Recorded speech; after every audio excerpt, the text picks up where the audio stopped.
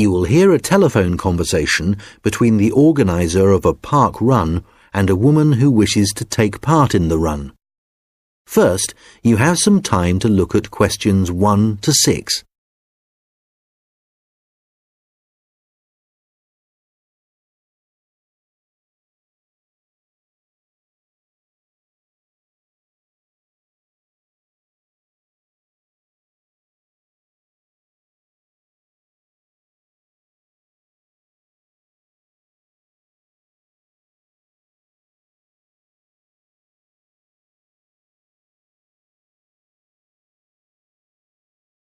Good morning, Dave Smith speaking. Hi, could I speak to the organiser of the Preston Park Run? Yes, that's me. Great. I was talking to some friends of mine about the run, and they suggested I contact you to get some more details. Sure. What would you like to know? Well, they said it takes place every Saturday. Is that right? Yes, it does. Okay, great. Do you know where the park is? Oh, yes, I've been there before, but it's quite big and I'm not sure where to go. Well, there's a circular track that goes right around the park. The run starts at the cafe, goes past the tennis courts, then twice around the lake and finishes back where it started. Okay, and what time is the run? Well, the actual run begins at 9 a.m, but the runners start arriving at about 8:45. Okay, so I need to get up early Saturday morning then. And how long is the run? Well, it used to be 3 kilometres, but most people wanted to do a bit more than that, so we lengthened it to 5 kilometres. We now go round the lake twice, and that adds an extra 2 kilometres. Right. Not sure I've ever run that far, so I'd better start doing a bit of training. That's a good idea. But it's not a race, it's really just for fun. And the best thing would be to take it easy the first few times you do it, and then see if you can gradually improve your time. Is the run timed then? How do I know how well I've done? When you cross the finish line, you'll be given a barcode, and you take this to one of the run volunteers who will scan it. Then you can get your time online when you go home. Oh, I see. You collect all the results. Exactly. I see. That's great. So, how do I register? Well, there are several ways.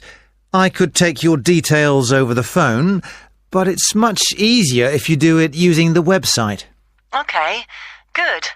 I think that's probably all I need to know for now. Oh yes, does it cost anything to register, or do you collect money each week? Well, it doesn't cost anything to register, but we do charge for the run. In fact, we have just increased the charge to £1.50. It used to be £1, but because we were making a bit of a loss, we have had to increase it by 50p. Okay, thanks. I think I have enough information on taking part in the run. Before you hear the rest of the conversation, you will have some time to look at the questions 7 to 10.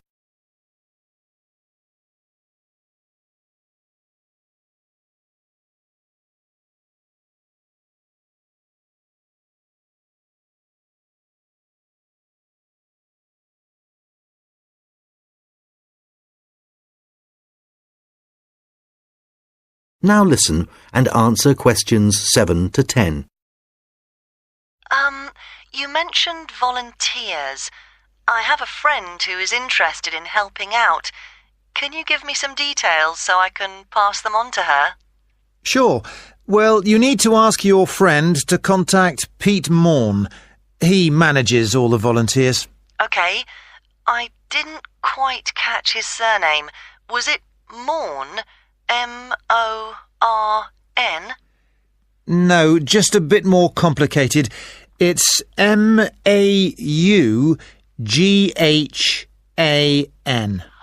Right, thanks. And could you give me his phone number? Yes, just a moment. It's here somewhere. Let me just find it. I've two numbers for him. I think the one that begins 01273 is an old one. So use this one. It's 01444 73290. Okay, got that. Can you tell me anything about the volunteering? Like what kind of activities it involves? Sure. Well, we need volunteers for basic stuff like setting up the course. We have to do that before all the runners arrive. Okay, so that's a really early start. Yes, that's right. But if your friend would prefer to arrive a bit later, she can also help with guiding the runners so they don't go the wrong way. I see. I believe you do a report on some of the races. Yes, that's right.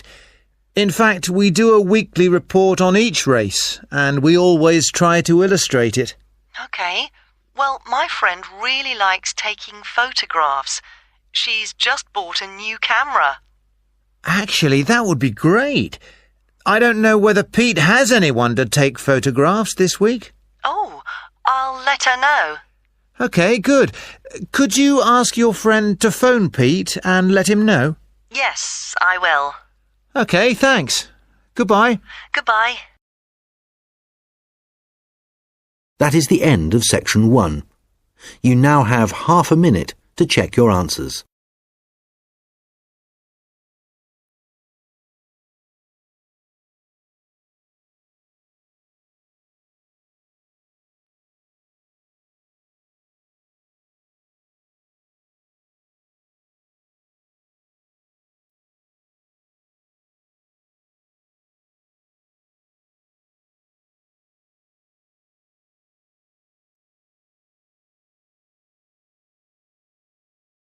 Now turn to section 2. You will hear a recorded message about a bus tour. First, you have some time to look at questions 11 to 14.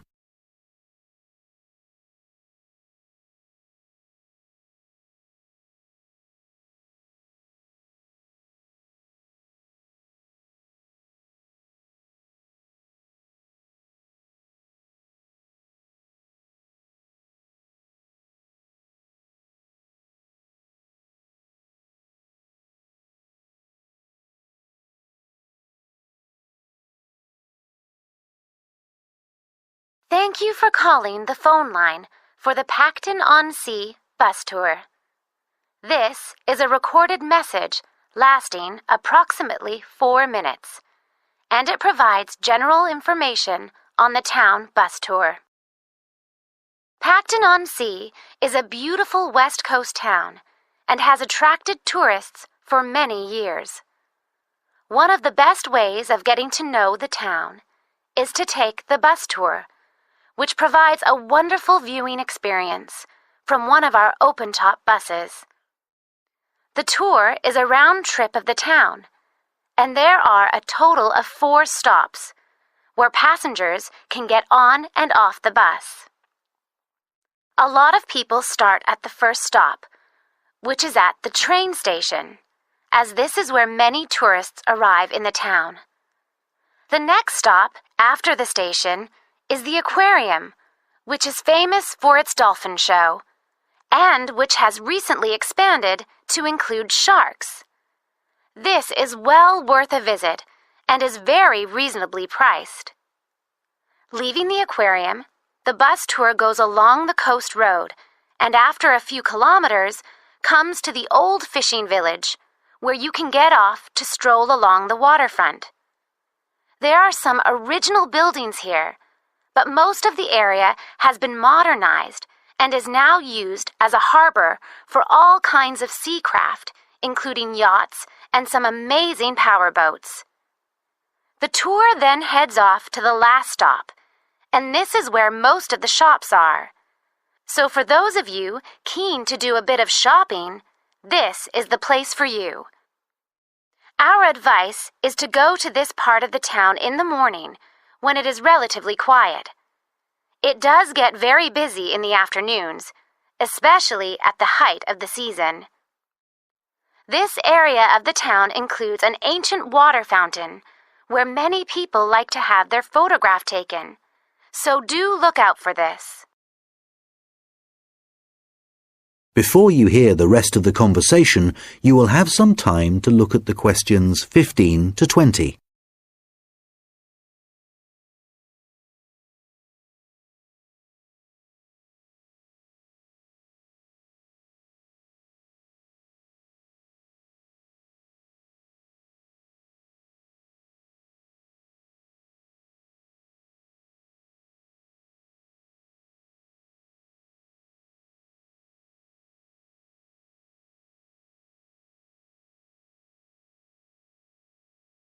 Now listen and answer questions 15 to 20.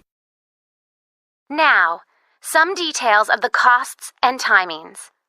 A family ticket, which includes 2 adults and up to 3 children, costs $30. An adult ticket costs $15. Children under the age of 15 are $5, and student tickets are $10, as long as you have a student card. All tickets are valid for 24 hours, which means that you can get on and off the bus as many times as you like within a 24-hour period. So you could, for example, start the tour in the afternoon and complete it the following morning. The first bus of the day leaves the station at 10 a.m., and the last one of the day leaves at 6 p.m. Buses leave every 30 minutes, and each tour takes a total of 50 minutes. There are many attractions at each of the stops, so wherever you get off the bus, there will be plenty to do. The bus tour tickets do not include entrance to any of these attractions apart from the museum, which is located near the aquarium. Some buses have local guides who will point out places of interest and will provide information on the town. However, we cannot guarantee that every bus will have a guide, and so we also have an audio commentary that has been specially recorded for the bus tour by the tourist office. Headphones are available on the bus, and these are easy to operate. There is no extra charge for these. Just plug in, select the required language, and adjust the volume. Due to the winter months being rather cold and wet in Pacton-on-Sea, the bus tours only operate from March to September. The weather is usually warm and sunny during these months, so remember to bring some sun protection, especially on hot days. And of course, it does occasionally rain here in the summer, so if the weather looks bad, remember to bring some rainwear. The bus tours are available no matter what the weather. At the height of the summer, the tours can get very busy, so you are advised to book. You can book tickets online, over the phone, and also at the station, and at any of the other tour stops. When booking over the phone, you can collect your tickets at any of the stops at the start of your tour. When you do it online, you can print your e-ticket, which you must remember to bring with you. Thank you for calling the Pacton-on-Sea phone line, and we look forward to seeing you soon on one of our tour buses. That is the end of section 2. You now have half a minute to check your answers.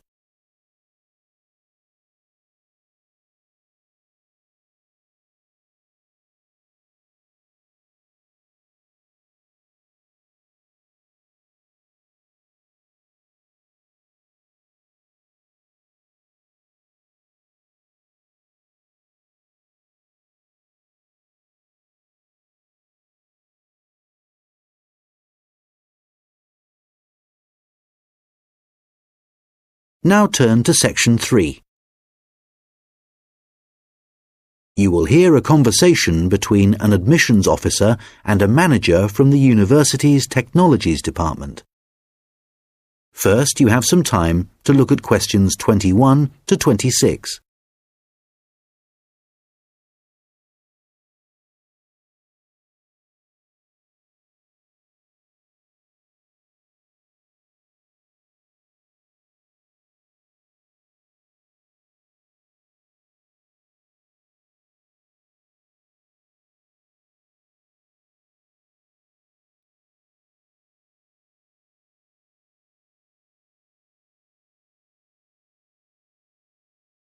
Hello, I'm Randy Agotra from the Technologies Department. Ah, yes, good.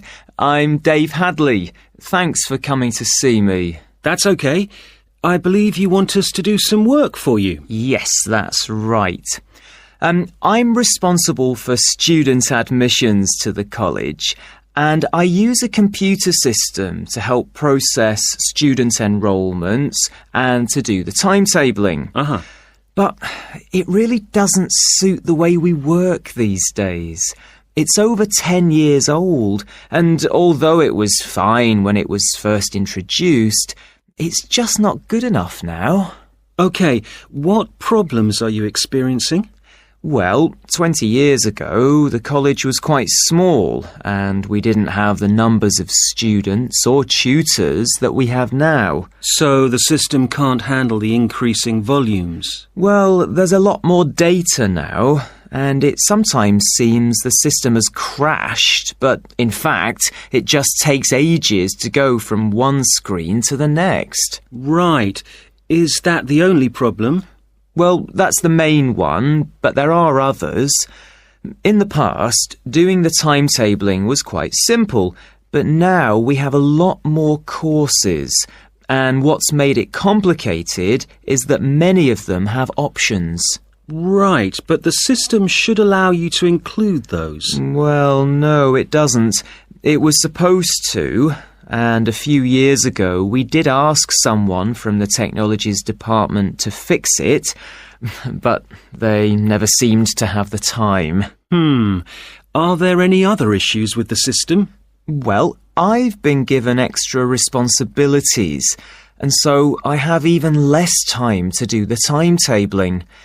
If there was anything you could do, Randir, to make the process more efficient, that would be really helpful. Well, it sounds like you could do with an assistant, but that's obviously not possible. So what about having an online system that students can use to do their scheduling? How would that work?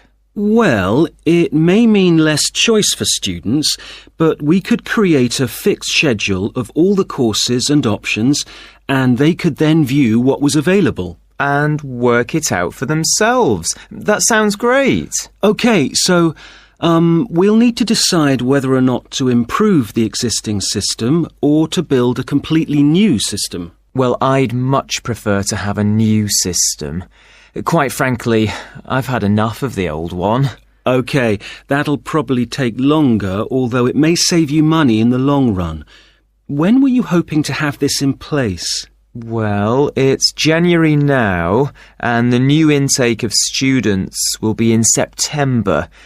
We need to start processing admissions in the next few weeks, really. Well, it will take more than a few weeks, I'm afraid. As an initial estimate, I think we'll be looking at April or May to improve the existing system, but for a new system, it would take at least 9 months. That would be October at the earliest.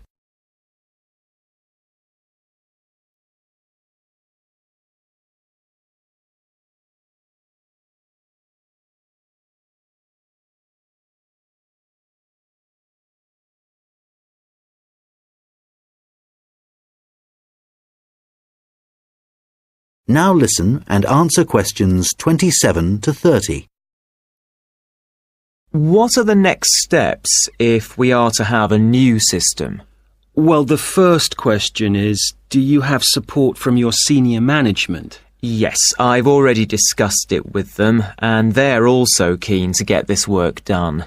OK, because I was going to say that's the first thing you need to do, and without that we can't go ahead. Yes, I've done that. That's good. Actually, they mentioned that there's probably a form I need to complete to formally start the project. Yes, that's the next thing you need to do. I'll send you an email with a link so you can fill it in online. It's called a project request form. OK, great. And then what happens? Well, I have a list of things, but I think the third thing you should do is see Samir.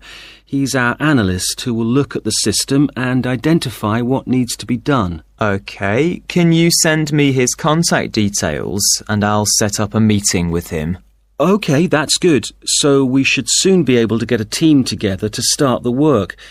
Some members of our team work in different locations, so it's not easy to have face-to-face meetings. That's okay. I'm used to having conference calls, providing they're not late at night.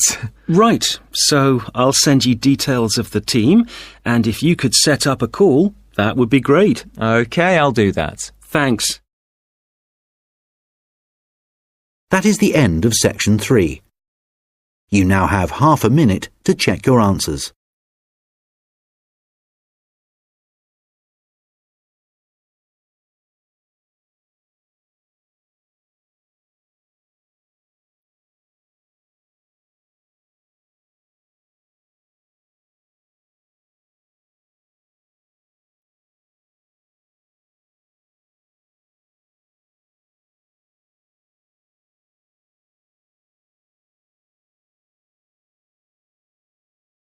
Now turn to section 4. You will hear a lecture about how the production of ceramics, such as plates, pots and glass, first began. First, you have some time to look at questions 31 to 40.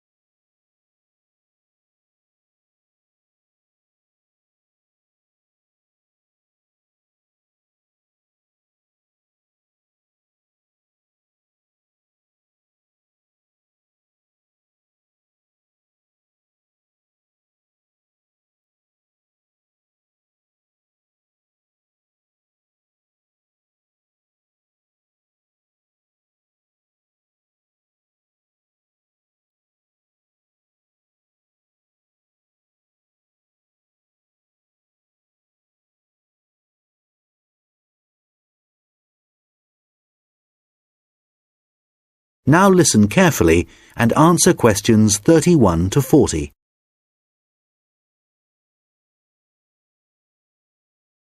Hi everyone. Today I'm going to be talking about the origins of ceramics. So first of all, let's start off with, what is a ceramic? Well, generally speaking, ceramics are what you get when you apply heat to certain inorganic, non-metallic solids and then allow them to cool. And examples of ceramics are everyday things like earthenware pots, crockery, glassware, and even concrete. So how did it all begin? Well, it all started around 29,000 years ago, when humans discovered that if you dig up some soft clay from the ground, mould it into a shape, and then heat it up to a very high temperature, when it cools, the clay has been transformed into something hard and rigid. And so what did those first humans do with their discovery?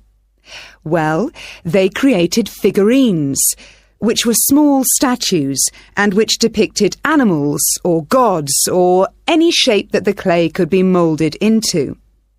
And all this activity was centred around southern Europe, where there is also evidence of ceramics that were created much later. The early humans also found a practical use for their discovery, such as storing things like grain, although there were drawbacks. The pots were porous, so that although they could carry water in them, it wasn't possible to store it over a long period. And also they were quite brittle and shattered very easily if they were dropped. But despite these problems, it was many thousands of years before there were any improvements. In China, at around 200 BC, they discovered that by adding minerals to the clay, they could improve both the appearance and the strength of the ceramics. But it took nearly 1,000 years before they perfected the process to produce high-quality ceramics known as porcelain. And once they had perfected the process, they kept it a secret for another 1,000 years. Compared to the first ceramics, porcelain was lighter, finer, harder, and whiter, and became an important commodity in China's trading with the rest of the world for hundreds of years.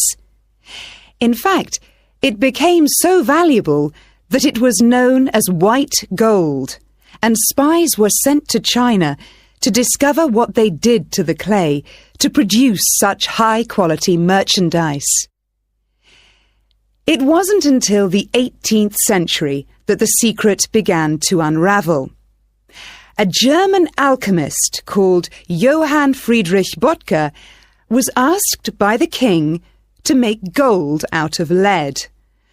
Unfortunately, Böttger failed to achieve this and soon gave up.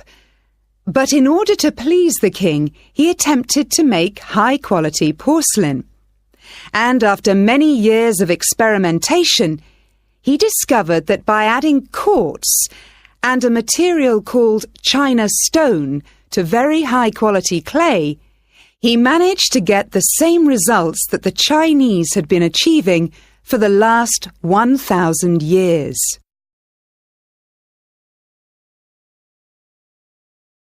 We'll now look at another ceramic which is made from mixing sand with minerals and heating to over 600 degrees Celsius. When this mixture cools, the result is, of course, glass. The main difference between ceramics made from clay and glass is that clay is made up of crystalline plates which become locked together in the cooling process, whereas glass cools too quickly for crystals to form. Apart from that, the process of heating up naturally occurring materials to transform them is the same. The origins of glass date back to 3500 BC, but it wasn't until the Roman Empire, 2,000 years ago, that the art of glassblowing and the practical uses of glass became more widespread. One of the more innovative uses was to use it in windows, as up until then they had just been holes in walls. It must have been very drafty in those days. The Romans were also responsible for inventing concrete, and although the origins are uncertain, experts think that this is largely due to the high level of volcanic activity in the area. The Romans observed that when volcanic ash mixes with water and then cools, it gets extremely hard and almost impossible to break up. The chemical reaction that follows is very complex and continues for many years, and the concrete just keeps getting harder. Evidence of this are the numerous Roman remains that are still standing, many of which are almost completely intact. One of the most important facts about concrete for the Romans was that it can be created underwater.